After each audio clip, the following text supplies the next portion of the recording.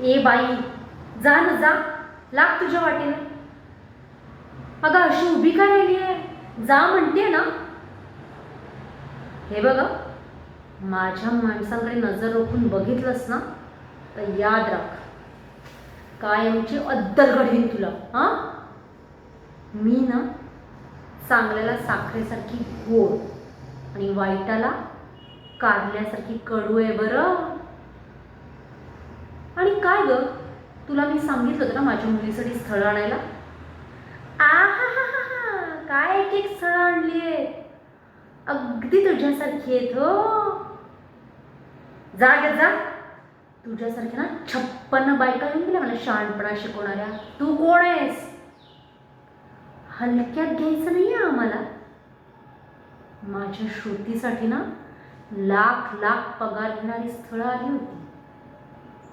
एकालाही मी भीक घातली नाही. का? कारण मला करोडो रुपयांचा मुलगा हवा आहे. समजलं? माझ्या नशिबी असलं ध्यान आलंय, पण माझ्या श्रुतीच्या बाबतीत मला असं होऊ द्यायचं नाहीये.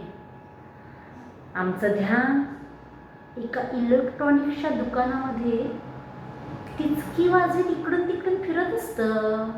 पण उपयोग काय त्याचा? यांचा खिस्सा सदा कदा रिकामाच.